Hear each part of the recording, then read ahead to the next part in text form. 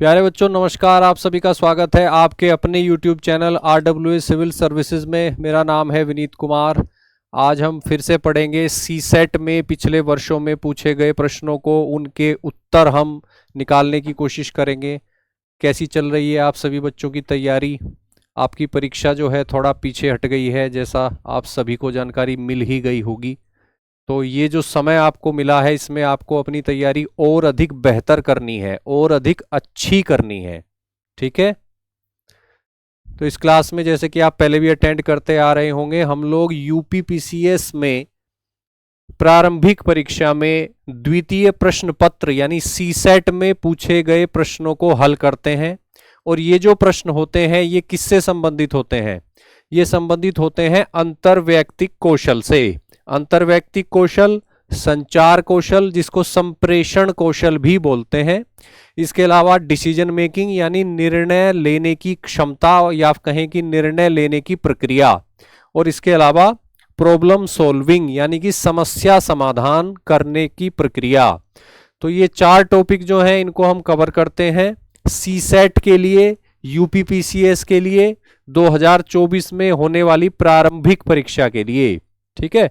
तो आज हम सोल्व करने वाले हैं 2015 की परीक्षा में पूछे गए प्रश्न और 2014 की परीक्षा में पूछे गए प्रश्न, ठीक है। 2023 से हमने ये श्रृंखला शुरू करी थी, तो 2023, 22, 21, 20, 19, 18, 17, 16 इनके प्रश्नों को हम पिछली क्लासेस में हल कर चुके हैं, ठीक है। तो आज हम स्टार्ट कर रहे हैं 2015 से, और इसके अलावा हम कवर करेंगे 2014। अंतर्वैयक्तिक कौशल, संचार कौशल या कहें कि संप्रेषण कौशल, और इसके अलावा प्रॉब्लम सॉल्विंग और डिसीजन मेकिंग के जो प्रश्न पूछे गए थे उनको हम हल करेंगे। तो जल्दी से सभी बच्चे आ जाएंगे पूरे फोकस के साथ, पेपर पेन लेकर स्टार्ट करते हैं आज की क्लास। और ये है आपका पहला प्रश्न। 2015 के प्रश्न जो है हम हल करेंगे, उसके बाद 2014 के प्रश्नों को हम हल करेंगे, ठीक है। पहला प्रश्न जो है वो आपके सामने है, जल्दी से सभी बच्चे इसको पढ़ेंगे पूरे ध्यान से और उसके बाद इसका उत्तर देने की कोशिश करेंगे। प्रश्न क्या है? संबंधों की संरचना संबंधित है, यानी संबंधों की जो संरचना है वो किससे संबंधित है? नियंत्रण से संबंधित है, संगठन से संबंधित है, नियोजन से संबंधित है, या अभिप्रेरणा से संबंधित है? और प्रश्न को इंग्लिश में भी एक बार पढ़ लेना है आप सभी बच्चों को। Structure of relationship is related to controlling, organisation, planning या फिर मोटिवेशन। तो क्या होगा इस प्रश्न का उत्तर? इस प्रश्न का उत्तर होने वाला है संगठन। संगठन। संबंधों की संरचना जो है वो संगठन से संबंधित है, यानी कि ऑर्गेनाइजेशन से संबंधित है। कोई भी जो ऑर्गेनाइजेशन होती है यानी संस्था होती है, संगठन होता है, वो क्या होता है? वो संबंधों का ढांचा ही तो होता है। संबंधों का ढांचा ही तो होता है, ठीक है। तो संबंधों की संरचना का संबंध जो है वो संगठन से है, यानी कि ऑर्गेनाइजेशन से है। क्लियर है बच्चों? चलिए अगला प्रश्न देखते हैं। इसके बाद प्रश्न आपके सामने है, सभी बच्चे बहुत ही ध्यान से पढ़ेंगे और इसका उत्तर देने का प्रयास करेंगे। निम्नलिखित कारणों में से कौन आगे झुकने के धनात्मक वैयक्तिक संकेत द्वारा अभिव्यक्त किया जाता है? यानी अगर हम किसी से वार्तालाप कर रहे हैं और हम वार्तालाप करते हुए आगे की तरफ झुक जाते हैं, जैसे हम बैठे हुए हैं एक चेयर पर, हमारे सामने एक टेबल है और हम ऐसे कमर लगा के बैठे हुए हैं, ठीक है। उसके बाद सुनते सुनते हम जो है आगे की तरफ झुक जाते हैं और टेबल पर हम ऐसे हाथ रख के जो है आगे की तरफ आ जाते हैं, लीन फॉरवर्ड, ठीक है। Which one of the following is the reason for displaying the positive personal signal of leaning forward? Lean forward का क्या मतलब होता है? लीन फॉरवर्ड यानी आगे की तरफ झुकना, ठीक है ना। किसी से संचार करते समय आगे की तरफ झुकना, इसका क्या अर्थ होता है सामान्यतः? ये क्या प्रकट करता है? अत्यधिक विश्वास को प्रकट करता है, चिंतन के लिए समय लेने को प्रकट करता है, एकाग्रता को प्रकट करता है, या फिर ये विश्रांति यानी रिलैक्सेशन को प्रकट करता है? तो जल्दी से सभी बच्चे इसका उत्तर देने का प्रयास करेंगे काफी सोचने और समझने के बाद। देखिए, जब हम किसी से कम्युनिकेट करते समय लीन फॉरवर्ड करते हैं यानी आगे की तरफ झुकते हैं, तो उससे कई चीजें क्लियर हो जाती हैं, कई चीजों को अभिव्यक्ति मिलती है। ठीक है, ये एक तरह से नॉन वर्बल कम्युनिकेशन होता है। नॉन वर्बल कम्युनिकेशन यानी अशाब्दिक संचार। आगे की तरफ झुकने का मतलब है कि हम जो है वार्तालाप में रुचि ले रहे हैं, वी आर इंटरेस्टेड, हम वार्तालाप में संलग्न हैं, we are engaged in the communication, we are interested, we are engaged, we are actively paying our attention to that communication, यानी हम उस संचार में पूरी तरह से रुचि ले रहे हैं, इंटरेस्ट ले रहे हैं, उसको पूरे फोकस के साथ सुन रहे हैं और पूरी एकाग्रता के साथ सुन रहे हैं। ठीक है, इसके अलावा इससे यह भी पता चलता है कि हम जो सुन रहे हैं हम उसको लेकर कॉन्फिडेंट हैं, हम उसको समझ भी रहे हैं, हम उस पर विचार भी कर रहे हैं और हम उसके बारे में कॉन्फिडेंट हैं, यानी हमारे अंदर विश्वास है उसको लेकर। ठीक है, तो यहां पे दो ऑप्शन है जो लगता है कि ये सही है, जैसे कि अत्यधिक विश्वास और एकाग्रता। ठीक है, एकाग्रता की भी अभिव्यक्ति होती है आगे की तरफ झुकने से वार्तालाप करते समय, और अत्यधिक विश्वास की अगर बात करें तो यहां पे थोड़ा सा डाउट हो जाता है कि अत्यधिक वर्ड ऐड हो गया है यहां पर। ठीक है, तो विश्वास अगर होता तो वो सही विकल्प हो सकता था। ठीक है, लेकिन अत्यधिक शब्द जुड़ जाने की वजह से ये आंसर नहीं होगा, आंसर होगा इसका एकाग्रता। एकाग्रता, इसका आंसर होगा एकाग्रता यानी कंसंट्रेशन। ठीक है, अत्यधिक जोड़ दिया गया यहां पे, अत्यधिक जुड़ जाने से क्लियर हो गया कि आंसर जो है वो ए नहीं होगा, आंसर होगा यहां पे सी यानी एकाग्रता। वार्तालाप करते समय आगे की ओर झुकना जो है वो धनात्मक यानी पॉजिटिव वैयक्तिक संकेत की अभिव्यक्ति करता है। ठीक है, और इससे अभिव्यक्त होता है इंटरेस्ट, एंगेजमेंट, कॉन्फिडेंस, फोकस और कंसंट्रेशन। तो जो विकल्प हमारे पास हैं उनमें राइट आंसर होने वाला है कंसंट्रेशन यानी कि एकाग्रता। क्लियर है बच्चों? अगर यहां पे एक्सट्रीम शब्द ना जोड़ा गया होता, अत्यधिक शब्द ना जोड़ा गया होता, तो फिर हमारे लिए डाउट खड़ा हो जाता कि हम आंसर ए माने या कि आंसर को हम सी माने।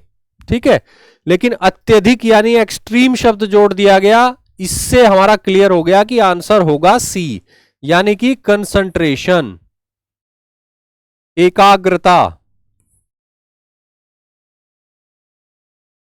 क्लियर है बच्चों यहां पर सभी को? चलिए अगला प्रश्न देखते हैं।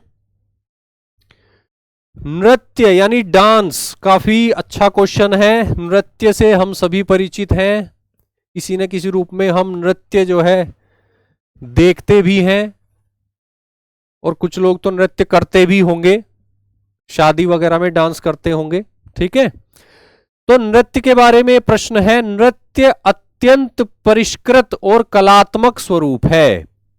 सही बात है। किस तरह के संप्रेषण का? नृत्य जो है वो भी एक तरह का संप्रेषण है यानी कि संचार है, एक तरह का कम्युनिकेशन ही होता है नृत्य। ठीक है, तो नृत्य जो है अत्यंत परिष्कृत और कलात्मक स्वरूप है किसका? अशाब्दिक संप्रेषण का या शाब्दिक संप्रेषण का या फिर भाषा का या फिर शाब्दिक एवं अशाब्दिक दोनों तरह के संप्रेषणों का। चार विकल्प आपके सामने हैं और आपको इस प्रश्न का उत्तर देना है। नृत्य जो है वो अत्यंत परिष्कृत और कलात्मक स्वरूप है। नॉन वर्बल कम्युनिकेशन का, वर्बल कम्युनिकेशन का, both verbal and non verbal communication का या फिर लैंग्वेज का। जल्दी से सभी बच्चे जो है इस प्रश्न का उत्तर देने का प्रयास करेंगे और इस प्रश्न का उत्तर होने वाला है नॉन वर्बल कम्युनिकेशन यानी कि ए। प्रश्न का उत्तर होने वाला है ए, नॉन वर्बल कम्युनिकेशन। क्योंकि डांस में जो है ना शब्द नहीं बोले जाते, शब्द जो है बोले जाते हैं संगीत में, डांस में शब्द नहीं बोले जाते। डांस में तो शारीरिक भाव भंगिमाएं जो हैं उनको प्रदर्शित किया जाता है, ठीक है। तो यहां पे शब्द प्रयोग नहीं हो रहे हैं, तो ये किस तरह का कम्युनिकेशन है? ये अशाब्दिक संप्रेषण है, ये नॉन वर्बल कम्युनिकेशन है। डांस जो है वो काफी रिफाइंड और आर्टिस्टिक टाइप का नॉन वर्बल कम्युनिकेशन होता है, नॉन वर्बल कम्युनिकेशन। क्लियर है बच्चों? यहां पे नॉन वर्बल कम्युनिकेशन। अगला प्रश्न देखते हैं, निम्नलिखित में से कौन असत्य है? अंतर्वैयक्तिक कौशल विकसित होते हैं। अंतर्वैयक्तिक कौशल किस तरह से विकसित होता है? इंटरपर्सनल स्किल्स जो हैं, इंटरपर्सनल स्किल्स वो कैसे विकसित होती हैं? उसके 3 तरीके हैं, 4 आपके पास विकल्प हैं। 4 विकल्पों में से 3 विकल्प जो हैं उनमें जो तरीके दिए गए हैं उनके माध्यम से इंटरपर्सनल स्किल्स जो है डेवलप होती हैं। चौथा जो विकल्प है, यानी 4 में से 3 के अलावा जो विकल्प है वही आपका उत्तर होगा, ठीक है। तो अंतर्वैयक्तिक कौशल जो है वो विकसित होता है अनुकरण के द्वारा भी विकसित होता है, तादात्मीकरण के द्वारा भी विकसित होता है, आत्मसातीकरण के द्वारा भी विकसित होता है।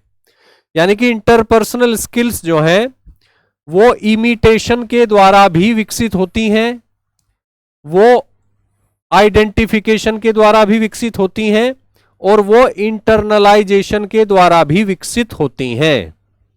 क्लियर है? तो बचा क्या? बचा हमारे पास ऑप्शन बी। ऑप्शन बी में जो विकल्प दिया गया है वही उत्तर है, क्योंकि सविराम दंड के द्वारा अंतर्वैयक्तिक कौशल विकसित नहीं होता।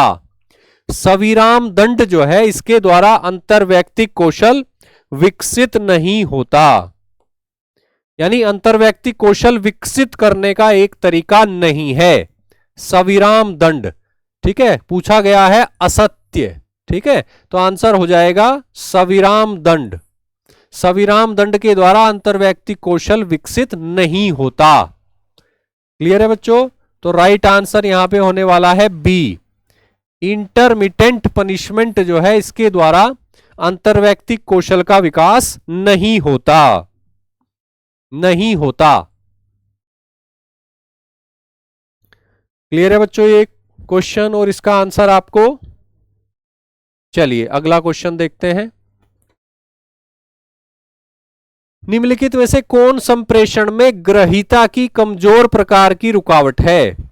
देखिए संप्रेषण में क्या होता है कि 2 व्यक्ति शामिल होते हैं। एक होता है जो संदेश को भेजता है यानी सेंडर, एक होता है जो संदेश को स्वीकार करता है, एक्सेप्ट करता है, वो होता है रिसीवर। तो संदेश को पहुंचाने में, उसको समझने में बाधा आ सकती है दोनों तरफ से, यानी सेंडर की तरफ से कुछ प्रॉब्लम हो सकती है तब भी संदेश पहुंचने में बाधा है, और रिसीवर की तरफ से भी कुछ प्रॉब्लम हो सकती है तब भी संदेश को ग्रहण किए जाने में और उसको डिकोड किए जाने में बाधा हो सकती है। तो यहां पे पूछा गया है कि संप्रेषण में रुकावट है ग्रहीता की तरफ से, ग्रहीता यानी रिसीवर की तरफ से। 4 तरह की रुकावटें दी गई हैं, इनमें से कौन सी रुकावट ऐसी है जो ग्रहीता की तरफ से होती है यानी रिसीवर की तरफ से? ठीक है, अस्पष्टता जो है, अस्पष्टता ये भी रुकावट है, लेकिन ये ग्रहीता की तरफ से नहीं होती, ये संदेश भेजने वाले की तरफ से होती है। शब्द जाल जो है वो भी रुकावट है, लेकिन ये भी संदेश भेजने वाले की तरफ से होती है। अगर हम बात करें कि संदेश ग्रहण करने वाले यानी ग्रहीता की तरफ से कौन सी रुकावट होती है, तो वो हो गया आपका आंसर में विकल्प डी यानी पूर्वाग्रह। अगर संदेश को प्राप्त करने वाला पूर्वाग्रह से ग्रस्त है तो वो संदेश को अच्छे तरीके से ग्रहण नहीं कर पाएगा, वो उसको अच्छे तरीके से सुन नहीं पाएगा, समझ नहीं पाएगा, डिकोड नहीं कर पाएगा, और कुल मिला के संदेश का मकसद ही पूरा नहीं होगा और ना ही वो अच्छे से फीडबैक दे पाएगा। तो कुल मिला के यहां पूछा गया है कि which one of the following is a receiver's weakness type of barrier. Communication में बैरियर है और बैरियर भी किसकी तरफ से है? रिसीवर की तरफ से, यानी ग्रहीता की तरफ से। ठीक है, रिसीवर की वीकनेस, रिसीवर की कौन सी वीकनेस है जो कम्युनिकेशन का बैरियर बन जाता है? वो है प्रीजुडिस, यानी पूर्वाग्रह। अगर संदेश प्राप्त करने वाला व्यक्ति पूर्वाग्रह से ग्रस्त है तो ये जो है संदेश में बाधा का कार्य करता है। ठीक है, आंसर हो जाएगा पूर्वाग्रह यानी डी, प्रिजुडिस यानी कि ऑप्शन डी। क्लियर है बच्चों?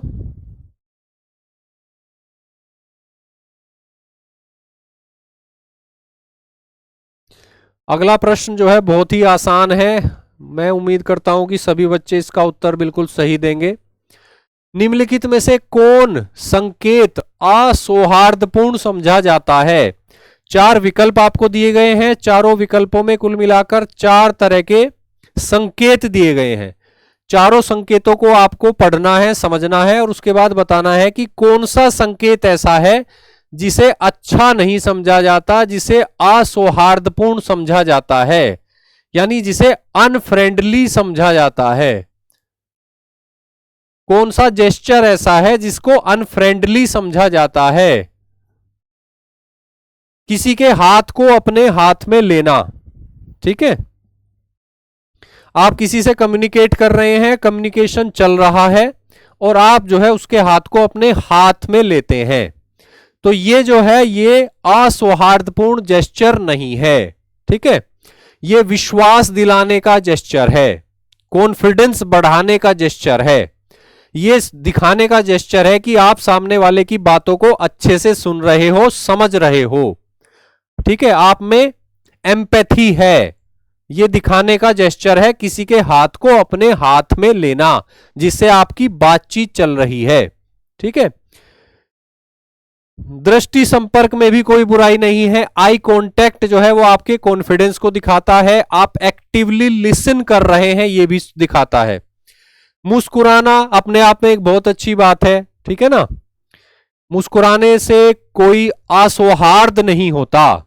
ठीक है, बात यहां पे है घूरना। विकल्प बी जो है ये इस प्रश्न का उत्तर है। घूरने को माना जाता है असौहार्दपूर्ण। घूरने को यानी स्टेरिंग को माना जाता है असौहार्दपूर्ण। घूरना तो आप अगर किसी की तरफ घूरेंगे तो उसको अच्छा नहीं लगेगा, कोई आपकी तरफ अगर घूरेगा तो आपको अच्छा नहीं लगेगा।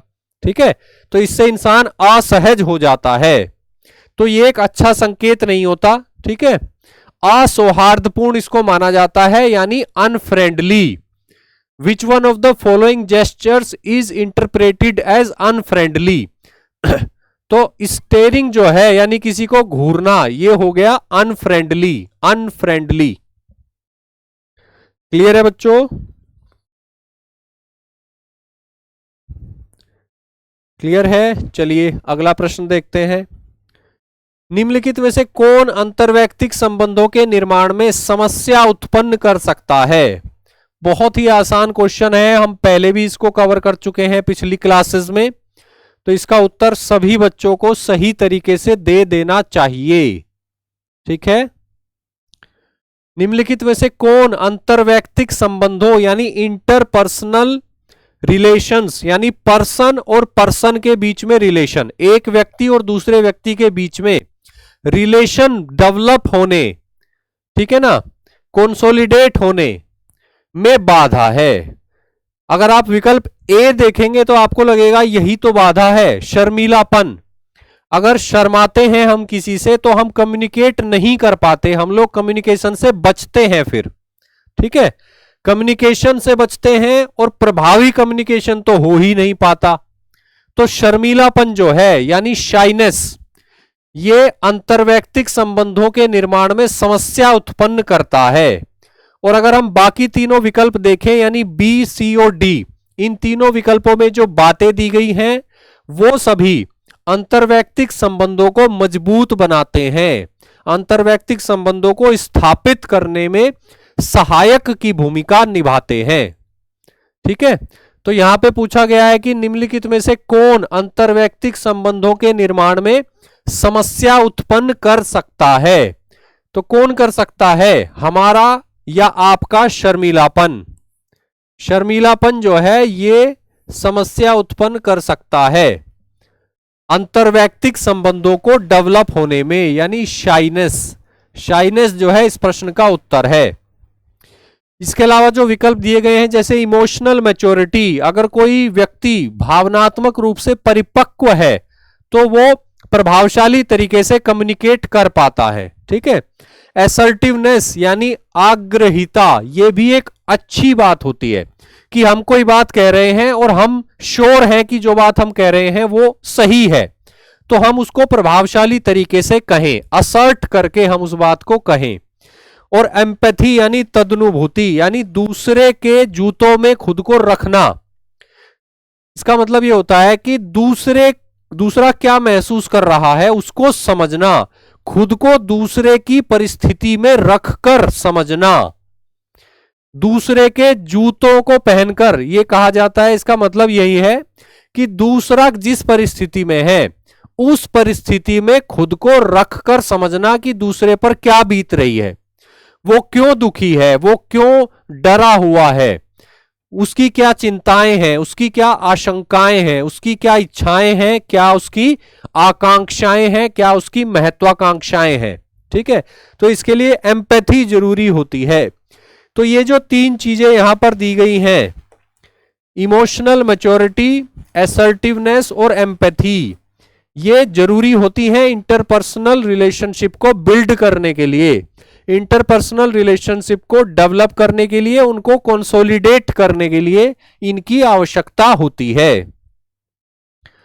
तो प्रश्न में पूछा गया है कि निम्नलिखित में से कौन अंतर्वैयक्तिक संबंधों के निर्माण में समस्या उत्पन्न कर सकता है। तो समस्या जो उत्पन्न कर सकता है वो तो है शर्मीलापन। समस्या जो उत्पन्न कर सकता है वो है शर्मीलापन, शाइनेस। क्लियर है बच्चों यहां पे? वैसे बहुत ही आसान ये प्रश्न था। इसी तरह के प्रश्न हैं जो एग्जाम में आपको अटेम्प्ट भी करने हैं और सही अटेम्प्ट करने हैं, गलत नहीं करने हैं। क्योंकि ये जो सेगमेंट हम कवर कर रहे हैं इसमें कई सारे क्वेश्चन ऐसे आएंगे जो कॉन्सेप्ट आधारित होंगे। अगर आपने वो कॉन्सेप्ट पढ़ा है तो आप उत्तर दे पाओगे, नहीं तो उसमें कॉमन सेंस आप नहीं लगा सकते। तो ऐसे प्रश्न जो है उनको आप छोड़ भी सकते हो, लेकिन ये जो प्रश्न हमारे सामने है ये प्योर कॉमन सेंस पर बेस्ड क्वेश्चन है, इसको आपको अटेम्प्ट करना है और गलत नहीं करना है। चलिए अगला प्रश्न देखते हैं। संप्रेषण के प्रक्रम में प्रथम चरण है, प्रथम चरण कौन सा होता है? संप्रेषण यानी संचार यानी कम्युनिकेशन। कम्युनिकेशन में अनेक चरण होते हैं। ठीक है, लास्ट जो चरण होता है, अंतिम चरण, वो होता है फीडबैक का, फीडबैक। और पहला जो चरण होता है वो होता है कूट संकेतन यानी एनकोडिंग। पहला चरण होता है कूट संकेतन यानी कि एनकोडिंग,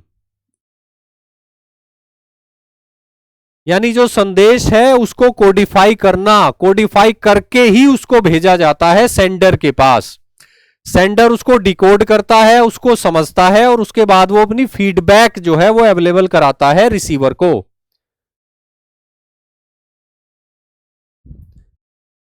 फीडबैक दी जाती है रिसीवर के द्वारा सेंडर को। ठीक है, तो संदेश जो भेजा जाता है वो भेजा जाता है सेंडर के द्वारा रिसीवर की ओर, और सेंडर क्या करता है, कूट संकेतन करता है और उसके बाद उसको भेजता है। तो संप्रेषण यानी कम्युनिकेशन के प्रक्रम का पहला चरण हो गया कूट संकेतन, कूट संकेतन यानी कि एनकोडिंग। पहला चरण हो गया एनकोडिंग। क्लियर है बच्चों? Encoding. Right answer is A, A सही उत्तर है।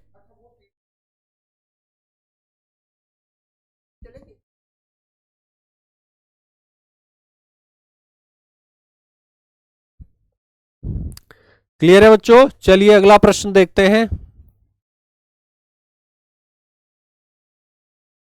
किसी संगठन में संप्रेषण जो प्रकारों एवं स्तरों से परे पाया जाता है उसको क्या कहा जाता है? प्रश्न को ध्यान से पढ़ेंगे सभी बच्चे, इसका उत्तर देने की कोशिश करेंगे। Communication that cuts across functions and levels in an organization is known as upward communication, horizontal communication, diagonal communication या downward communication। बात यहां पे हो रही है कि ऐसा कम्युनिकेशन जो किसी ऑर्गेनाइजेशन में होता है और जो फंक्शंस और लेवल्स की परवाह नहीं करता। ठीक है, यानी आप ये मान के चलिए कि ये एक ऑर्गेनाइजेशन है ए, ठीक है, इसके दो डिपार्टमेंट हैं यहां पे, यानी फंक्शन के आधार पर हमने जो है दो डिपार्टमेंट बना दिए। एक डिपार्टमेंट बना दिया एम, दूसरा बना दिया एन। ठीक है, अब ये जो डिपार्टमेंट है इसमें एम जो डिपार्टमेंट है इसके अंतर्गत जो है हायरार्की है। एम के अंडर आता है पी और पी के अंडर आता है आपका क्यू। ठीक है, ए ऑर्गेनाइजेशन का जो दूसरा डिपार्टमेंट है एन, उसके अंतर्गत आपका आता है एक्स, और एक्स के अंडर कौन आता है? एक्स के अंडर आ गया वाई। तो ये कुल मिला के एक ऑर्गेनाइजेशन है जिसके दो डिपार्टमेंट हैं, यानी फंक्शन के आधार पर दो अलग अलग डिपार्टमेंट हैं और उन डिपार्टमेंट में हायरार्की है, यानी अलग अलग लेवल हैं। क्यू एक अधिकारी है जो एक लेवल पर है, उससे ऊपर एक अधिकारी है पी, उससे ऊपर एक अधिकारी है एम। ठीक है, वाई एक अधिकारी है, उसके ऊपर एक्स एक अधिकारी है, एक्स के ऊपर एन नाम का अधिकारी है। ठीक है, तो कुल मिला के यहां पे फंक्शन के आधार पर दो डिपार्टमेंट हैं और दोनों डिपार्टमेंट में लेवल्स हैं, यानी स्तर हैं। तो यहां पे जो कम्युनिकेशन ऐसा होगा जो लेवल और फंक्शन के अक्रॉस होगा उसको क्या कहा जाएगा? यानी आप मान के चलिए कि अगर यहां पे पी एन से कम्युनिकेट करता है तो इसको क्या कहा जाएगा? या हम कहें कि अगर एम जो है वो एक्स के साथ कम्युनिकेट करता है तो इसको किस तरह का कम्युनिकेशन कहा जाएगा? क्योंकि एम के लेवल पर नहीं है एक्स, एम जो है दूसरे डिपार्टमेंट में दूसरे फंक्शन में जाकर अपने लेवल से नीचे एक्स से बात कर रहा है। ठीक है, यहां पे क्या हो रहा है? पी जो है दूसरे फंक्शन में जाकर अपने लेवल से ऊपर के अधिकारी से बात कर रहा है, यानी बात एक ही लेवल पर हो ऐसी सिचुएशन नहीं है। इसके अलावा एक ही फंक्शन से जुड़े हुए लोग आपस में बात करें ऐसी सिचुएशन भी नहीं है। तो इस तरह के कम्युनिकेशन को क्या कहा जाता है? ऐसा कम्युनिकेशन जो प्रकारों और स्तरों से परे पाया जाता है।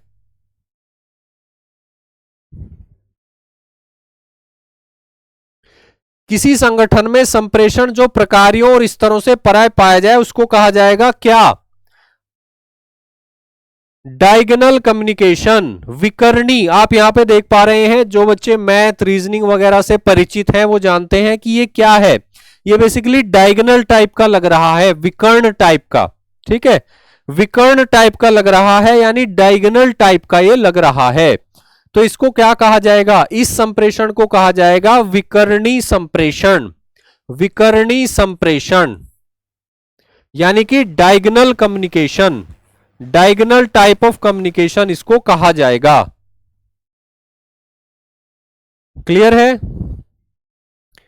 किसी संगठन में ऐसा संप्रेषण, किसी ऑर्गेनाइजेशन में, यानी ए ऑर्गेनाइजेशन की हम बात कर रहे हैं, ऐसा संप्रेषण जो प्रकारों और स्तरों से परे हो, यानी इनकी परवाह ना करता हो।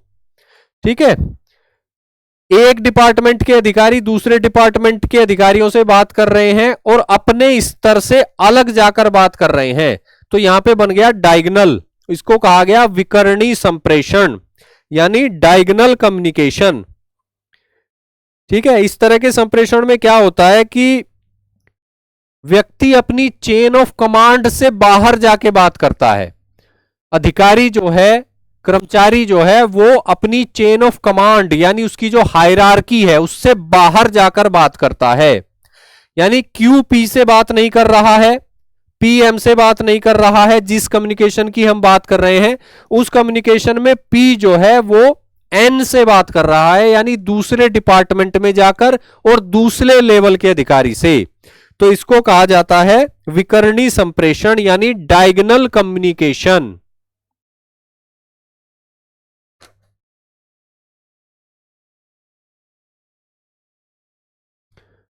अगला प्रश्न देखते हैं। अंतर्वैयक्तिक कौशल के लिए आवश्यक है। चार विकल्प आपको दिए गए हैं, चारों विकल्प पढ़ने हैं और बताना है कि अंतर्वैयक्तिक कौशल के लिए क्या आवश्यक है। व्यक्ति को अंग्रेजी, हिंदी और एक अन्य भारतीय भाषा का ज्ञान हो, यह तो आवश्यक नहीं है और यह संभव भी नहीं है। ठीक है, प्रत्येक व्यक्ति अंग्रेजी भी जाने, हिंदी भी जाने और इसके अलावा एक भाषा को जाने, यह तो संभव भी नहीं है। ठीक है, व्यक्ति को अंग्रेजी और हिंदी भाषाओं का ज्ञान हो, यह भी आवश्यक नहीं है। जो लोग सिर्फ हिंदी जानते हैं वो आपस में प्रभावशाली तरीके से कम्युनिकेशन कर सकते हैं। जो लोग सिर्फ इंग्लिश जानते हैं वो भी आपस में प्रभावशाली तरीके से कम्युनिकेशन कर सकते हैं। ठीक है, व्यक्ति को किसी भाषा का ज्ञान हो। चौथा विकल्प, व्यक्ति किसी भी भाषा में प्रभावशाली ढंग से संप्रेषण कर सके, यही इसका उत्तर होगा। ठीक है, किसी भी भाषा में अगर व्यक्ति प्रभावशाली तरीके से कम्युनिकेशन कर सकता है तो वो अंतर्वैयक्तिक कौशल माना जाएगा। अंतर्वैयक्तिक कौशल जो है माना जाएगा। क्लियर है बच्चों?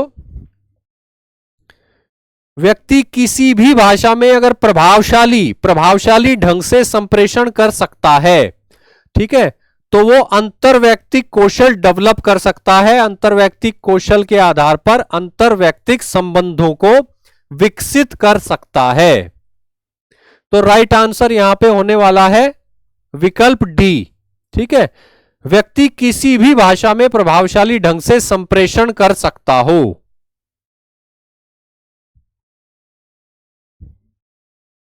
क्लियर है बच्चों? प्रभावशाली विकल्प में ही दिया गया है, प्रभावशाली ढंग से, और यही तो मकसद होता है इंटरपर्सनल स्किल्स का। इंटरपर्सनल रिलेशन के लिए क्या आवश्यक होता है? प्रभावशाली ढंग से संप्रेषण। भाषा तो एक माध्यम है, भाषा तो एक माध्यम है। अगर आपको कोई एक भाषा आती है, ठीक है, कोई भी भाषा आपको आती है और आप प्रभावशाली ढंग से संप्रेषण करना जानते हैं उस भाषा में, तो यही आवश्यकता है अंतर्वैयक्तिक कौशल की, इंटरपर्सनल स्किल की यही आवश्यकता है। क्लियर है बच्चों यहां पे? चलिए अगला प्रश्न देखते हैं। अंतर्वैयक्तिक कौशल में निम्नलिखित में से कौन सुसंगत नहीं है?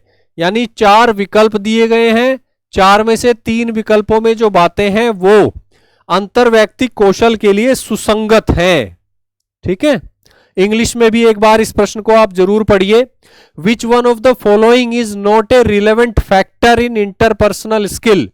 इंटरपर्सनल स्किल में दिए गए विकल्पों में से कौन सा है जो रिलेवेंट फैक्टर नहीं है, यानी जो प्रासंगिक नहीं है? कौन सा है जो रिलेवेंट फैक्टर नहीं है यानी प्रासंगिक नहीं है? और आप यहां पे ध्यान से अगर विकल्पों को पढ़ेंगे तो सकारात्मक अभिवृद्धि जो है, अभिवृत्ति यानी पॉजिटिव एटीट्यूड, ये आवश्यक है, अंतर्वैयक्तिक कौशल से सुसंगत है। सुनने की तत्परता यानी ध्यान से सुनना, पूरा फोकस करके सुनना, एक्टिवली सुनना, पॉजिटिवली सुनना, यह भी एक फैक्टर है।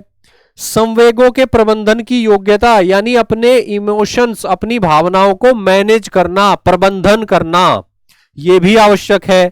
तो यहां पे आंसर हो जाएगा बी, सहयोगियों के अभिप्राय पर संदेह करना, ये इसका उत्तर हो जाएगा, क्योंकि पूछा गया है अंतर्वैयक्तिक कौशल में निम्नलिखित में से कौन सुसंगत नहीं है, तो आंसर हो जाएगा B, doubting the intention of colleagues.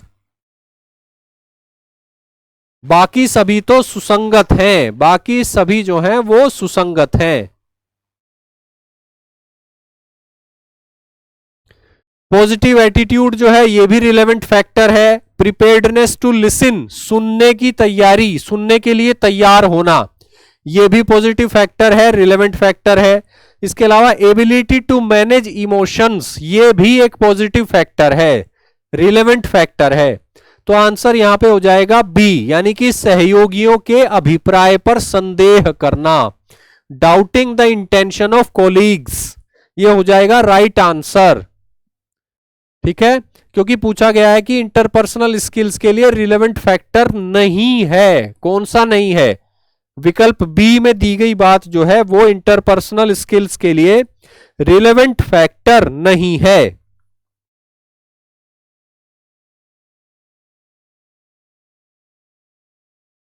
अगला प्रश्न देखते हैं। निम्नलिखित कथनों पर विचार कीजिए। कथन ए, कारण आर, लोग और उनकी समस्याएं विलक्षण होती हैं। People and their problems are unique, सही बात है, हर व्यक्ति जो है अलग होता है, प्रत्येक व्यक्ति का संदर्भ भी अलग होता है, तो इसलिए व्यक्तियों की जो समस्याएं हैं वो यूनिक होती हैं, यानी विलक्षण, यूनिक। ठीक है, तो कथन एक तो सही है, कथन ए जो है वो सही है, people and their problems are unique. ठीक है, कारण आर को देख लेते हैं। सक्रिय श्रवण उस व्यक्ति को जिसे सुना जा रहा है कुछ संप्रेषित करता है, बिल्कुल सही बात है। अगर हम किसी व्यक्ति को सुन रहे हैं तो इससे उसको यह कन्वे होता है कि हम उसको महत्व दे रहे हैं, हम उसकी बात को महत्व दे रहे हैं। ठीक है, हम उसकी बात को सुन भी रहे हैं, समझ रहे हैं और उस पर हम आवश्यक कार्रवाई भी कर सकते हैं। ठीक है, तो जब हम किसी व्यक्ति की बात को सुन रहे हैं तो बेसिकली हम जो है नॉन वर्बली, अशाब्दिक रूप से उसे कम्युनिकेट कर रहे हैं कुछ बातें। ठीक है, तो सक्रिय श्रवण जो है यानी एक्टिव लिसनिंग, यदि हम किसी को एक्टिवली लिसन कर रहे हैं, सक्रिय श्रवण उस व्यक्ति को जिसे सुना जा रहा है कुछ संप्रेषित करता है, बिल्कुल सही सेंटेंस है, बिल्कुल सही बात है। क्या संप्रेषित करता है? यह संप्रेषित करता है कि हम उस व्यक्ति को भी महत्व देते हैं, उसकी बात को भी महत्व देते हैं, हम उसे समय दे रहे हैं, उसकी बात को समझने की कोशिश कर रहे हैं और उसको हम फीडबैक भी देंगे और आवश्यकता हुई तो उसकी कहीं कहीं बात पर अमल भी करेंगे, कोई कार्रवाई करेंगे, कुछ ना कुछ होगा। तो एक्टिव लिसनिंग जो है वो अपने आप में एक वे ऑफ कम्युनिकेशन है, संचार का तरीका है, अशाब्दिक संचार, नॉन वर्बल कम्युनिकेशन। लेकिन अगर दोनों की बात हम करें कथन और कारण की, तो ये दोनों सही है लेकिन स्पष्टीकरण यहां पर नहीं दिया जा रहा है, यानी आंसर हो जाएगा A. Both A and R R correct but R is not the correct explanation of A. कथन ए और कारण आर दोनों सही हैं, ठीक है, लेकिन दोनों के बीच में इस तरह का संबंध नजर नहीं आ रहा, ठीक है, जिसे कहा जा सके कि स्पष्टीकरण दिया जा रहा है। तो विकल्प जो है वो सही हो जाएगा ए विकल्प सही होगा। ए और आर दोनों सही हैं किंतु आर ए का सही स्पष्टीकरण नहीं है, आर ए का सही स्पष्टीकरण नहीं है। चलिए अगला प्रश्न देखते हैं। अब हम करेंगे 2014 में पूछे गए प्रश्नों का हल। ठीक है, 2015 के प्रश्न हमने अभी हल किए, 2015 में कुछ कम प्रश्न पूछे गए थे, इस सेगमेंट से प्रश्न जो हैं वो कम पूछे गए थे तुलनात्मक रूप से। अब हम करेंगे 2014 में पूछे गए प्रश्न, यूपीपीसीएस परीक्षा में, प्रारंभिक परीक्षा में, सामान्य अध्ययन पेपर 2 में यानी सीसेट के पेपर में। पहला प्रश्न 2014 का आपके सामने है। निम्नलिखित कथनों पर विचार कीजिए। अंतर्वैयक्तिक व्यवहार अधिकांशतः आंतरिक आवश्यकताओं द्वारा प्रेरित होते हैं, बिल्कुल सही बात है। लोग एक दूसरे से भी व्यवहार को आगे बढ़ाते हैं, यह भी बिल्कुल सही बात है, ठीक है, और स्पष्टीकरण भी हो रहा है। अंतर्वैयक्तिक व्यवहार जो है वो अधिकांशतः आंतरिक आवश्यकताओं द्वारा प्रेरित होता है, आंतरिक आवश्यकताओं के द्वारा, ठीक है, और लोग जब अंतर्वैयक्तिक व्यवहार करते हैं तो वो एक दूसरे से भी व्यवहार को आगे बढ़ाते हैं निश्चित रूप से, ठीक है। तो ये दोनों सेंटेंस जो है दोनों सही हैं और स्पष्टीकरण भी हो रहा है। तो यहां पे आंसर हो जाएगा ए। ए इज द करेक्ट आंसर। ए और आर दोनों सही हैं और आर ए का सही स्पष्टीकरण कर रहा है। जो बच्चे ना समझ पाए हो वो एक बार इस क्वेश्चन का इंग्लिश वर्जन भी पढ़ें, इंग्लिश वर्जन भी पढ़ें। Interpersonal behaviour is mostly pushed by internal needs. आंतरिक जरूरतों के हिसाब से इंटरपर्सनल बिहेवियर जो है mostly pushed by internal needs, आंतरिक जरूरतों से जुड़ा हुआ होता है, इनसे आधारित होता है। People pull behaviours from each other to.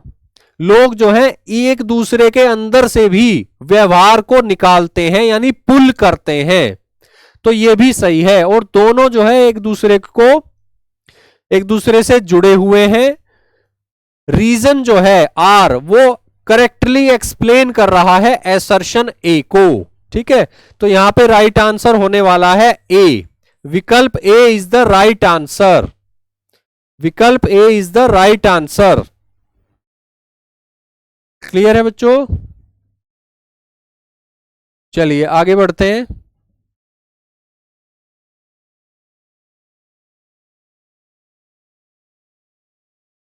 निम्नलिखित में से कौन एक अवाचिक संप्रेषण सहायक का उदाहरण है?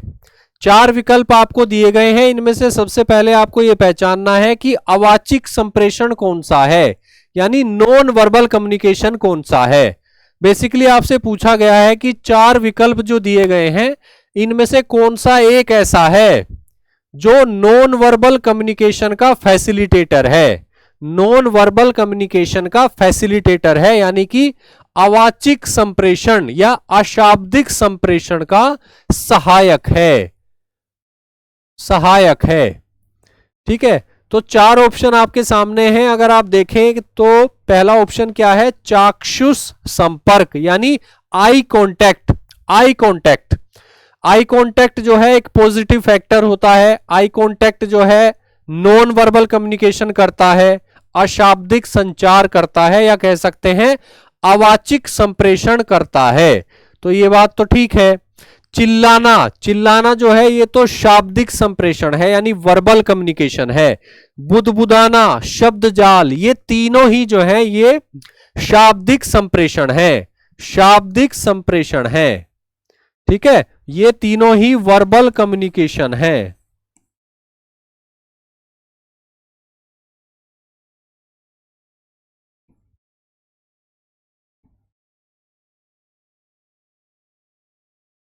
ये तीनों ही वर्बल कम्युनिकेशन है। तो यहां पे कुल मिला के हमारा उत्तर हो जा रहा है चाक्षुष संपर्क। चाक्षुष संपर्क जो है ये हमारा उत्तर है। आई कांटेक्ट, आई कांटेक्ट जो है ये एक ऐसा माध्यम है जिसके माध्यम से अवाचिक संप्रेषण किया जाता है। आई कांटेक्ट जो है वो नॉन वर्बल कम्युनिकेशन को फैसिलिटेट करता है, फैसिलिटेट करता है। नॉन वर्बल कम्युनिकेशन को ये फैसिलिटेट करता है, फैसिलिटेटर की भूमिका निभाता है। ठीक है, तो राइट आंसर यहां पे हो जाना है eye contact. Eye contact. Clear है बच्चों?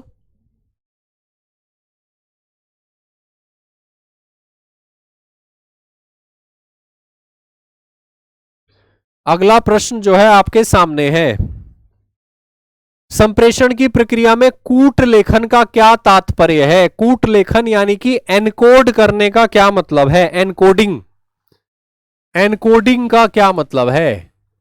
और एनकोडिंग जो है ये संचार का पहला चरण होता है। संचार का पहला चरण क्या होता है? एनकोडिंग। तो संप्रेषण की प्रक्रिया में यानी कम्युनिकेशन के प्रोसेस में कूट लेखन से तात्पर्य क्या है?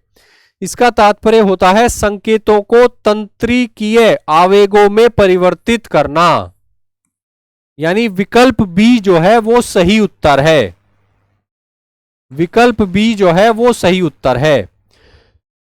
Convert signals into neural impulses, signal को न्यूरल इंपल्सेस में कन्वर्ट करना, इसी को बोला जाता है कूट लेखन यानी एनकोडिंग। तो सही उत्तर हो गया विकल्प बी, संकेतों को तंत्रिकीय आवेगों में परिवर्तित करना, इसी को कहा जाता है कूट लेखन। इसी को कहा जाता है संप्रेषण की प्रक्रिया में कूट लेखन। क्लियर है बच्चों यहां पे?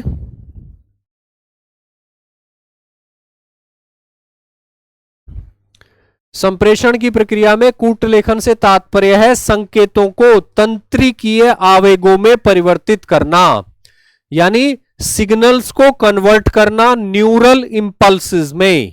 Right answer is option B.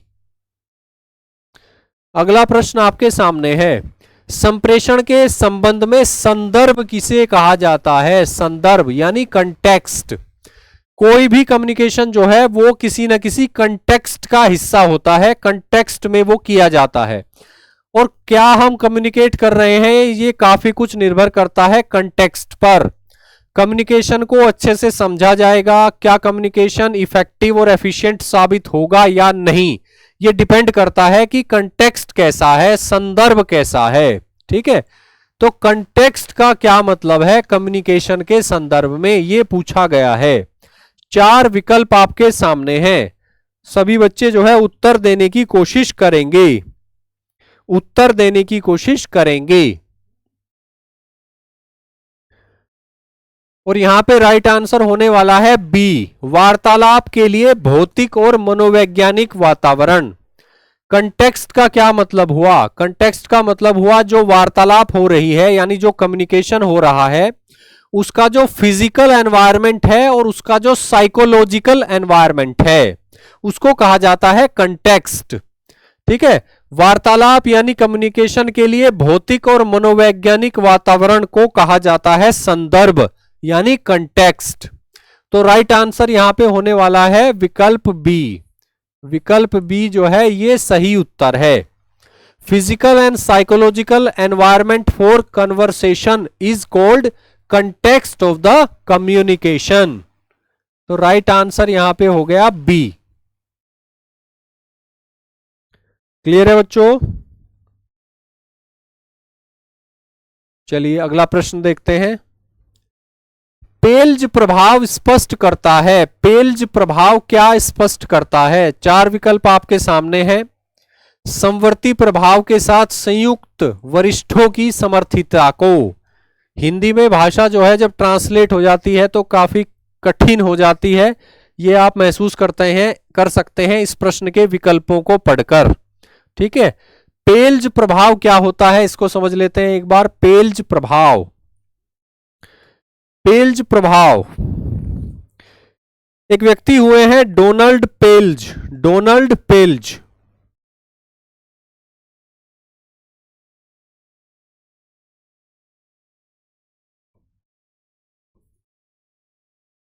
Donald पेल्ज, और इन्होंने कॉन्सेप्ट दिया था 1952 में। 1952 में एक कॉन्सेप्ट दिया था जिसको कहा जाता है पेल्ज प्रभाव। पेल्ज प्रभाव जो है उसी कॉन्सेप्ट को कहा जाता है। और इसका मतलब क्या है? इसमें इन्होंने ऑर्गेनाइजेशन को स्टडी किया, ऑर्गेनाइजेशन को स्टडी करके इन्होंने कहा कि कोई कर्मचारी या अधिकारी अपने अधिकारी को इस नजर से देखता है, इस तरह से उसके बारे में सोचता है। इसका एक काफी महत्वपूर्ण फैक्टर यह है कि उसका अधिकारी जो है वो अपने अधिकारियों पर कितना प्रभाव डाल पाता है। यानी आप ये समझिए कि किसी ऑर्गेनाइजेशन में एक हायरार्की है, किसी ऑर्गेनाइजेशन में जो है एक पद सोपान क्रम है, जहां पे एक अधिकारी है एक्स, उसके नीचे एक अधिकारी है वाई और उसके नीचे एक अधिकारी है जेड। ठीक है, तो पेल्ज कहना चाहते हैं कि जेड वाई के बारे में, जेड जो है अपने अधिकारी के बारे में क्या सोचता है, ये इस पर निर्भर करता है कि वाई जो है वो अपने उच्चाधिकारियों पर कितना प्रभाव रखता है। अगर जेड को लगता है कि उसके उच्चाधिकारी वाई के उच्चाधिकारी यानी एक्स पर कोई प्रभाव नहीं है या सकारात्मक प्रभाव नहीं है, तो इसका मतलब यह है कि जेड जो है वो भी वाई की बात को महत्व नहीं देगा। जेड जो है वो वाई के प्रभाव में नहीं आएगा। ये बात कहने वाले थे, ये बात कही गई थी डोनाल्ड पेल्ज के द्वारा 1952 में। ठीक है, यानी कि किसी भी संस्था में जो हायरार्की होती है उसमें जो निम्न स्तर के अधिकारी होते हैं वे अपने उच्चाधिकारी को की बात को तब मानते हैं, तब उसको लीडर मानते हैं, तब उसकी रिस्पेक्ट करते हैं जब उनके अधिकारी का अपने उच्चाधिकारी पर प्रभाव हो। ठीक है, यानी जेड जो है वो वाई की रेस्पेक्ट तभी करेगा, वाई को अपना लीडर तभी मानेगा, वाई की बातों को तभी मानेगा जब जेड को लगेगा कि वाई का पॉजिटिव प्रभाव है वाई के सीनियर एक्स के ऊपर। ठीक है, तो ये बात कही गई थी डोनाल्ड पेल्ज के द्वारा। अब चारों विकल्पों को अगर आप इस जानकारी के संदर्भ में पढ़ते हैं तो राइट आंसर यहां पे निकल के आने वाला है ऑप्शन डी। ठीक है, उपयुक्त ऊपरीगामी प्रभाव के साथ संयुक्त वरिष्ठों की समर्थिता को इंग्लिश में पढ़ेंगे तो थोड़ा बेटर समझ में आने की संभावना है। Superiors supportiveness combined with adequate upward influence. Upward influence यानी ऊपर की ओर इन्फ्लुएंस कितना है, क्या वो पर्याप्त है। अडेक्वेट अपवर्ड इन्फ्लुएंस, ऊपर की ओर क्या पर्याप्त प्रभाव है। ठीक है, सुपीरियर्स सपोर्टिवनेस। ठीक है, तो ये दोनों ही जो फैक्टर हैं ये शामिल हैं पेल्ज द्वारा दिए गए इस कॉन्सेप्ट में, पेल्ज द्वारा दी गई इस थ्योरी में। तो ये जो एक प्रश्न है जो आपके सामने है, ये एक ऐसा प्रश्न है जो एक थ्योरी पर बेस्ड है, एक सिद्धांत पर बेस्ड है, एक कॉन्सेप्ट पर बेस्ड है। अगर आपने वो कॉन्सेप्ट पढ़ा है तो आप उत्तर दे सकते हो, अगर आपने वो कॉन्सेप्ट नहीं पढ़ा है, नहीं समझा है, तो आप उत्तर नहीं दे सकते। ठीक है, तो ऐसे प्रश्न जो हैं इनको अगर आप नहीं जानते हैं तो एग्जाम में आपको ये अटेम्प्ट नहीं करने हैं। ऐसे क्वेश्चन जो हैं ये क्वेश्चन होते हैं छोड़े जाने के लिए। ठीक है, ऐसे क्वेश्चन आप छोड़ सकते हो। बाकी यही क्वेश्चन अगर रिपीट हो जाएगा तो आप कर सकते हो, इसमें अब कोई डाउट वाली बात नहीं है।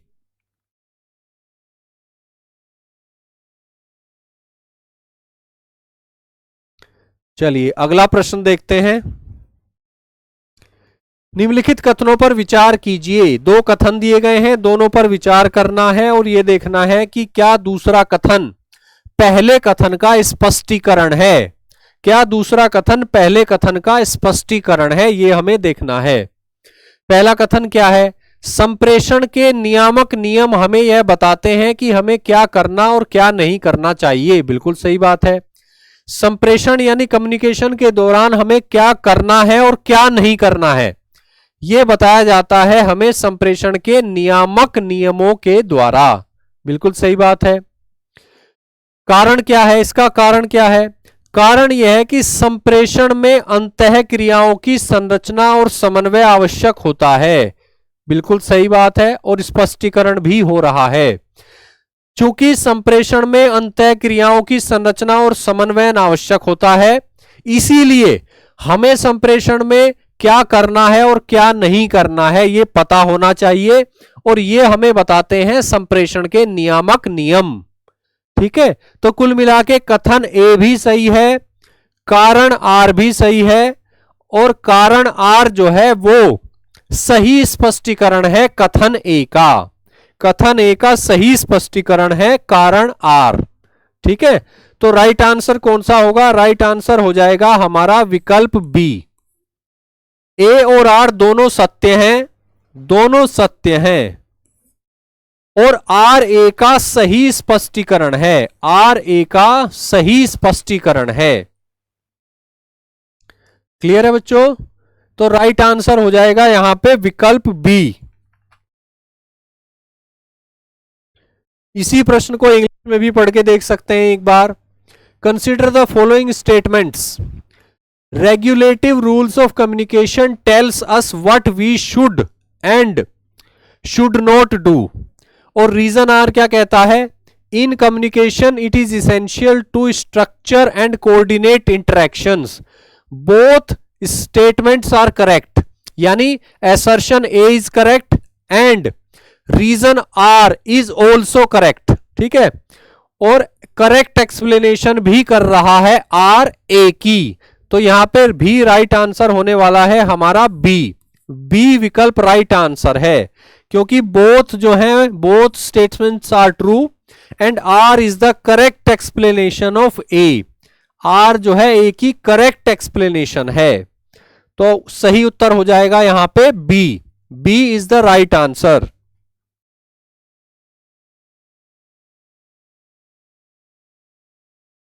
क्लियर है बच्चों?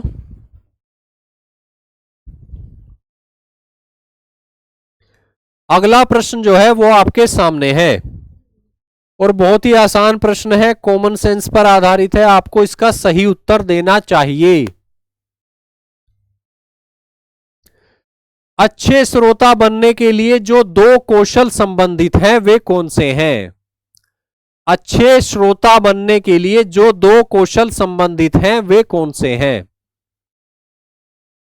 हर कोई अच्छा वक्ता बनना चाहता है, लेकिन क्या वो व्यक्ति जो अच्छा वक्ता बनना चाहता है, क्या वो ये भी जानता है कि उसे अच्छा श्रोता भी होना चाहिए? जो व्यक्ति अच्छा श्रोता होता है वही व्यक्ति अच्छा वक्ता बन सकता है, ठीक है।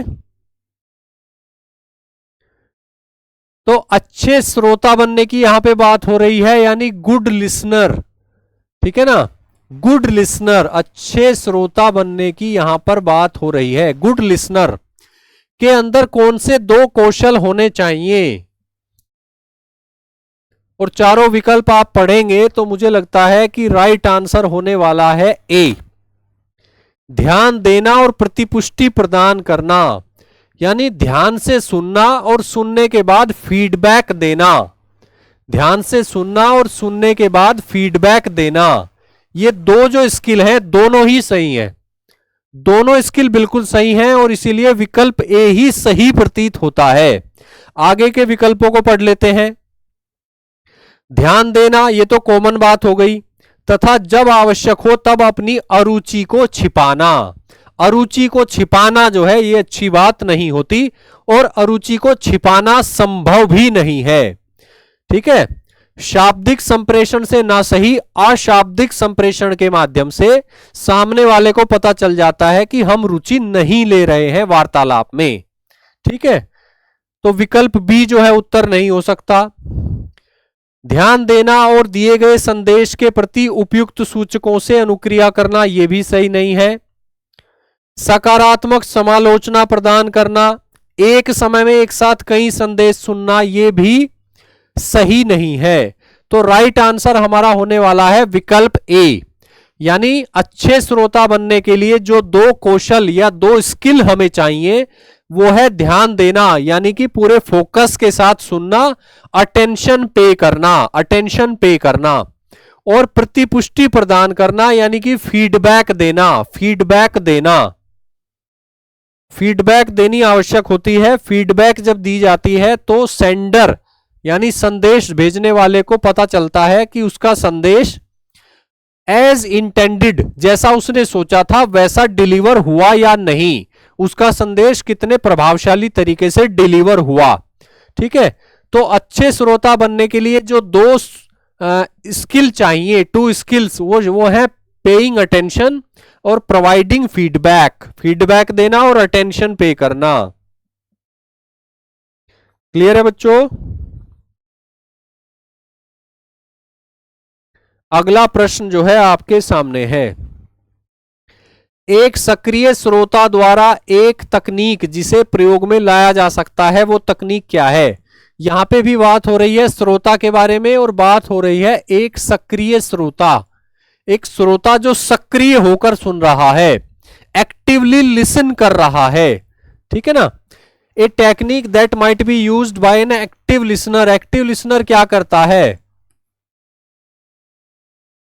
परिस्थिति का वर्णन करना, चिंता व्यक्त करना, वक्ता के शब्दों को अन्य शब्दों में व्यक्त करना, प्राय वार्तालाप के दौरान अपना दृष्टिकोण व्यक्त करना। राइट आंसर बताइए। अगर कोई व्यक्ति आपकी बात को सुन रहा है, आप कोई बात कह रहे हैं बहुत सिंसियरली और सामने वाला उसको बहुत अच्छे से सुन रहा है, तो वो कौन सी टेक्निक का प्रयोग कर सकता है? वो क्या कर सकता है? वो आपके कहे गए शब्दों को अन्य शब्दों में व्यक्त करके ये बात दिखा सकता है कि आपकी कही गई बात को न केवल उसने सुना है बल्कि समझा भी है। तो राइट आंसर होने वाला है यहां पे विकल्प C, paraphrase the speaker's words. Speaker ने जो बात बोली उसको सुनना और उसको अपने शब्दों में कह देना, और यह तभी पॉसिबल होगा जब आप एक्टिवली लिसन कर रहे हैं। सामने वाले की बात आपने सुनी, उसको आपने डिकोड किया, समझा, और उसको दूसरे शब्दों में आपने उसको बोल दिया, तो सामने वाले को क्लियर हो जाएगा कि आपने न केवल संदेश को एक्सेप्ट किया, उसको डिकोड किया, उसको आपने कॉम्प्रीहेंड भी किया, आप उसको समझ गए, और अब आप फीडबैक दे रहे हैं, और फीडबैक आप उन्हीं शब्दों में दे रहे हैं जिससे आपको पता चल जाए कि व्यक्ति ने आपकी बात को सुन लिया, समझ लिया। तो राइट आंसर यहां पे है सी, वक्ता के शब्दों को अन्य शब्दों में व्यक्त करना। ठीक है, यह एक टेक्निक है जिसका प्रयोग किया जा सकता है सक्रिय श्रोता के द्वारा, और जब ऐसा होता है तो बोलने वाले को अच्छा महसूस होता है, इंटरपर्सनल रिलेशन जो है वो डेवलप होता है। ठीक है, मैंने आपको कोई बात बोली और आपने वो बात समझ ली और अपने शब्दों में वो बात दोबारा बोल दी, तो मुझे पता चल गया कि आपने बात सुनी भी और समझी भी, और आप में कोई आलस्य भी नहीं है, आपने वो बात दूसरे शब्दों में बोल भी दी। ठीक है, चलिए अगला प्रश्न देखते हैं। संदेश होता है, संदेश क्या होता है? हम कम्युनिकेशन की बात कर रहे हैं, संचार की बात कर रहे हैं, सेंडर के द्वारा जो है हम कह रहे हैं कि संदेश जाएगा, रिसीवर के पास पहुंचेगा और वो फीडबैक देगा। तो कुल मिला के ये संदेश है क्या? संदेश की टेक्निकल डेफिनेशन क्या है? संदेश के लिए कौन से टेक्निकल शब्द यूज किए जा सकते हैं? संदेश क्या है? मैसेज क्या होता है?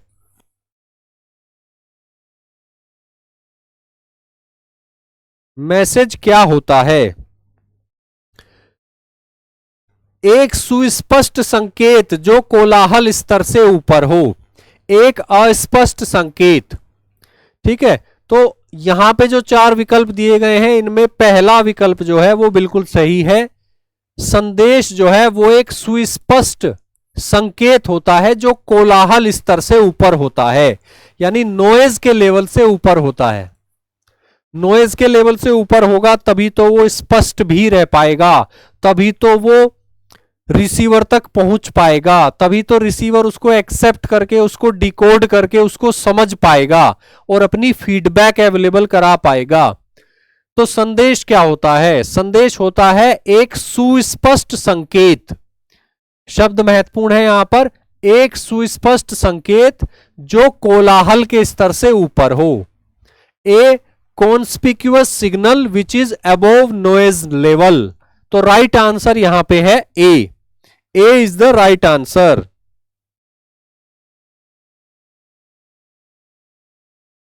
क्लियर है बच्चों? अगला प्रश्न आपके सामने है। इफेक्टिव लिसनिंग इंक्लूड्स, प्रभावी श्रवण में क्या शामिल होता है? पूर्वाग्रह। पूर्वाग्रह प्रभावी श्रवण में शामिल नहीं होता। अगर पूर्वाग्रह से कोई व्यक्ति ग्रस्त है तो वहां पे प्रभावी श्रवण नहीं होगा। ठीक है, विस्तृत समालोचना भी प्रभावी श्रवण का हिस्सा नहीं है। असहमति के बिंदुओं को छानने से भी इसका मतलब नहीं है। यहां पे राइट आंसर होने वाला है विकल्प डी, अपने संदेश की समझ की प्रतिपुष्टि करना। अपने संदेश की समझ की प्रतिपुष्टि करना, confirming one's understanding of a message.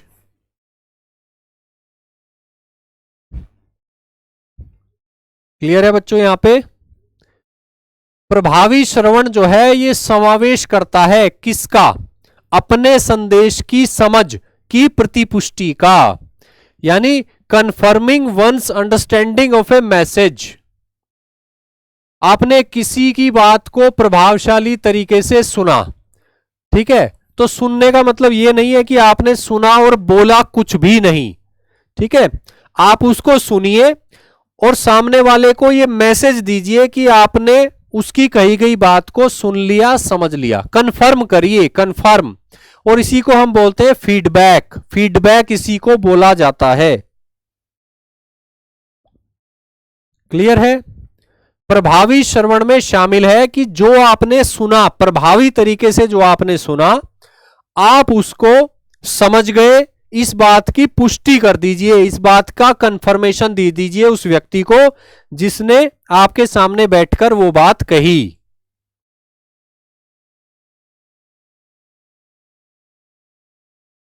Clear है बच्चों?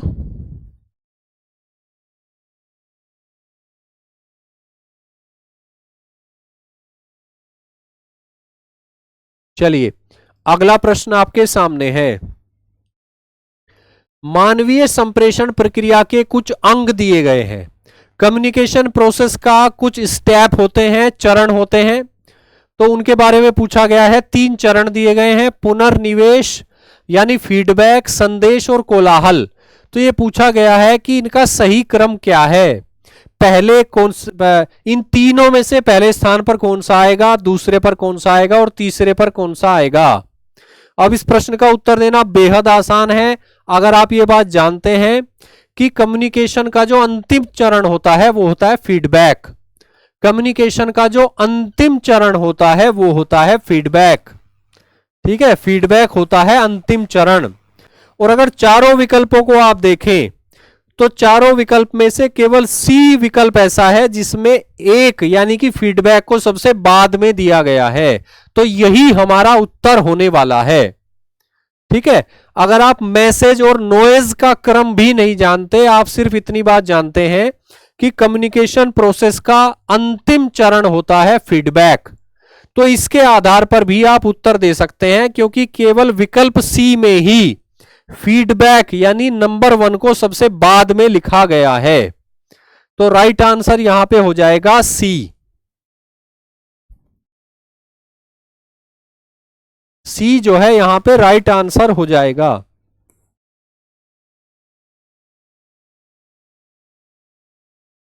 क्लियर है?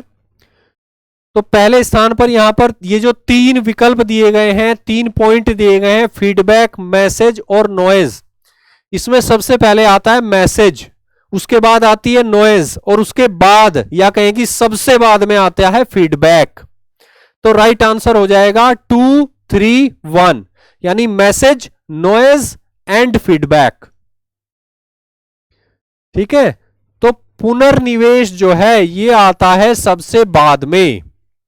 पहले आता है संदेश, संदेश से आता है कोलाहल और कोलाहल के बाद हम रखेंगे इसको। तो आंसर हो जाएगा 2, 3, 1। Right answer is C. Clear है बच्चों? राइट आंसर यहां पे हो जाएगा सी। चलिए आगे बढ़ते हैं। अगला प्रश्न आपके सामने है। प्रश्न देखने में काफी बड़ा लग रहा है, लेकिन अगर आप ध्यान से पढ़ोगे तो आंसर देना मुश्किल नहीं है। निम्नलिखित में से कौन हमारे अंतर्हित व्यवबोधों को स्पष्ट करता है? ठीक है।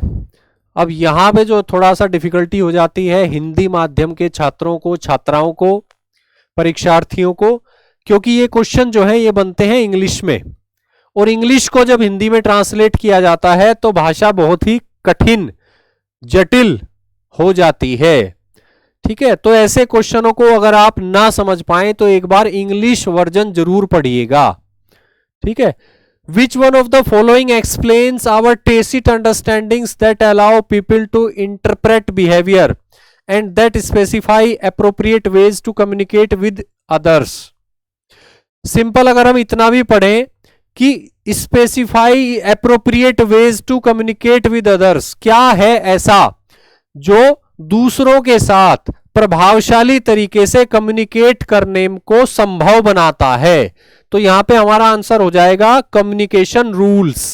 Communication rules, communication rules. दूसरों के साथ संप्रेषण करने के समुचित तरीकों को स्पष्ट कौन करता है? संप्रेषण के नियम, संप्रेषण के नियम। क्लियर है बच्चों? दूसरों के साथ संप्रेषण करने के समुचित तरीकों को स्पष्ट कौन करता है? संप्रेषण के नियम, यानी कम्युनिकेशन रूल्स।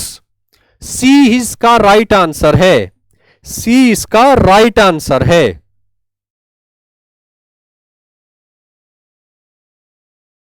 क्लियर है बच्चों? चलिए अगला क्वेश्चन देखते हैं। अंतर्वैयक्तिक संप्रेषण में नीति शास्त्र का क्या मतलब है, क्या महत्व है? नीति शास्त्र यानी एथिक्स। आप सभी लोग सिविल सेवा परीक्षा की तैयारी कर रहे हैं, एथिक्स का पेपर होता है, यानी सामान्य अध्ययन paper 4, general studies paper 4 ethics का होता है। तो एथिक्स का वही मतलब यहां पर भी है, ठीक है ना। अंतर्वैयक्तिक संप्रेषण में नीति शास्त्र का क्या मतलब है, क्या महत्व है? 4 विकल्प आपके सामने हैं। नीति शास्त्र समझने में अवरोध को बढ़ाता है, ऐसा तो नहीं है। अगर आप नैतिक रूप से संचार करेंगे तो उसको समझा नहीं जाएगा, ऐसा तो नहीं है। ईमानदारी के रास्ते में बाधा उत्पन्न करता है, ऐसा भी नहीं है। विचारने योग्य नहीं है, ऐसा भी नहीं है। आप इसको नेग्लेक्ट नहीं कर सकते, आप इसको इग्नोर नहीं कर सकते। ये इंपॉर्टेंट है, इंपॉर्टेंट है, इतना इंपॉर्टेंट है कि आपके सिलेबस में शामिल है, एक पूरा पेपर इसको डेडिकेट किया गया है, ठीक है। तो अगर हम सिविल सेवक के नजरिए से भी देखें तो अंतर्वैयक्तिक संप्रेषण में नीति शास्त्र जो है ये विचारने योग्य है, इसको इग्नोर नहीं किया जा सकता, इसको नेग्लेक्ट नहीं किया जा सकता, ठीक है। It is worth considering, it is worth considering, ठीक है, इट इज वर्थ।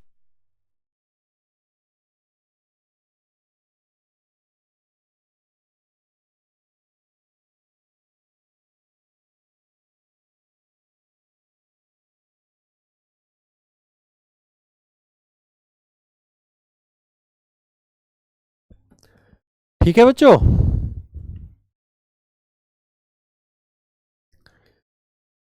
तो अंतर्वैयक्तिक संप्रेषण में, अंतर्वैयक्तिक संप्रेषण में नीति शास्त्र जो है ये विचारने योग्य है, नीति शास्त्र जो है ये विचारने योग्य है, इसको इग्नोर नहीं किया जा सकता, इसको महत्व देना ही होगा, इसको इंपॉर्टेंस देनी ही होगी। अगला प्रश्न जो है आपके सामने है, सूची 1 के पदों को सूची 2 के साथ सुमेलित कीजिए और सूचियों के नीचे दिए गए कूट में से, सूचियों के नीचे दिए गए कूट में से सही उत्तर चुनिए। यहां पर कुछ व्यवहार दिए गए हैं नकारात्मक टाइप के, नकारात्मक निजी व्यवहार, और ऐसा व्यवहार हम क्यों करते हैं, कब करते हैं, तो उसका कारण दिया गया है। 4 नकारात्मक निजी व्यवहार दिए गए हैं और 4 कारण दिए गए हैं, इनको सुमेलित करना है, इनको सुमेलित करना है, ठीक है। गले के पीछे हाथ रखना, गले के पीछे अगर हम हाथ रखते हैं तो इसका मतलब होता है असहमति, असहमति। आंखें सिकोड़ना, आंखें सिकोड़ना, आंखें जब हम सिकोड़ते हैं तो इसका मतलब होता है अस्वीकृति, ठीक है। नाक सहलाना, नाक सहलाने का मतलब होता है अतिशयोक्ति, और चश्मा उतारकर नीचे रखना, इसका मतलब होता है कि अब हम सुन ही नहीं रहे, अब हमने सुनना कर दिया बंद, ठीक है। तो यहां पे सही आंसर क्या हो जाएगा, 4 3 2 1 यानी ए, 4 3 2 1 यानी ए जो है वो राइट आंसर है, ए यहां पर राइट आंसर है। कुछ नकारात्मक निजी व्यवहार हैं जिनका कुछ न कुछ कारण होता है सामान्य परिस्थितियों में, ठीक है। तो इसको हमें समझना होगा कि गले के पीछे हाथ रखने का मतलब है असहमति, ठीक है। आंखें सिकोड़ना, इसका मतलब है अस्वीकृति। नाक सहलाना का मतलब है अतिशयोक्ति। और चश्मा उतारकर नीचे रखने का मतलब है कि अब हम सुन नहीं रहे हैं। तो राइट आंसर है 4 3 2 1। ठीक है, विकल्प ए जो है वो सही उत्तर है। इसी प्रश्न को अगर इंग्लिश में देखा जाए, one hand on back of neck, इसका मतलब क्या हो गया? डिसएग्रीमेंट। इसका मतलब हो गया disagreement. Narrowing eyes, narrowing eyes का मतलब हो गया डिसअप्रूवल। इसका मतलब हो गया disapproval. Stroking nose, stroking nose का मतलब हो गया एग्जैगरेशन। इसका मतलब हो गया एग्जैगरेशन। ठीक है। और glasses removed and putting them down का मतलब हो गया कि वी नो लॉन्गर लिसनिंग, हम अब सुन ही नहीं रहे। तो यहां पे राइट आंसर हो जाने वाला है विकल्प ए, यानी 4 3 2 1। 4 3 2 1। 4 3 2 1। क्लियर है बच्चों? 4 3 2 1 is the right answer.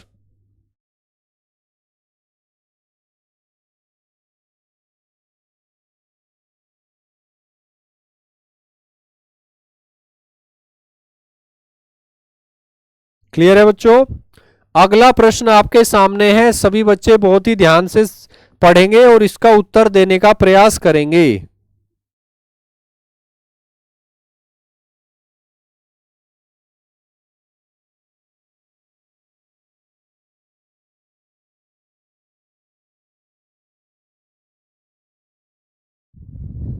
Clear है बच्चों? क्या होगा इस प्रश्न का उत्तर? दूसरे लोगों से तुलना के आधार पर हमारी राय और योग्यताओं के मूल्यांकन की प्रवृत्ति जो हमारे समान है उनसे तुलना करने की पसंदगी जानी जाती है। कुल मिला के भाषा जो है बहुत ही जटिल है, इंग्लिश में भी इसको जरूर पढ़ना है एक बार। ठीक है। Our tendency to evaluate our opinions and abilities based on comparison with other people. देखिए, इंसान के अंदर एक नेचुरल टेंडेंसी होती है, एक प्राकृतिक अभिवृत्ति उसके अंदर होती है कि वो खुद का कंपैरिजन करता है दूसरों के साथ, अपनी तुलना करता है दूसरों के साथ, और उसके आधार पे खुद को जज करता है, खुद को बेटर करने की कोशिश करता है। कई बार वो लो एस्टीम फील करता है, कई बार वो कॉन्फिडेंट फील करता है दूसरों को देखकर। तो कहीं ना कहीं हमेशा ये प्रोसेस जो है ये चलता रहता है। ठीक है, दूसरों के साथ तुलना करने का। तो इसको किस सिद्धांत के माध्यम से व्याख्यायित किया जा सकता है? इसको किस सिद्धांत के माध्यम से एक्सप्लेन किया जाता है?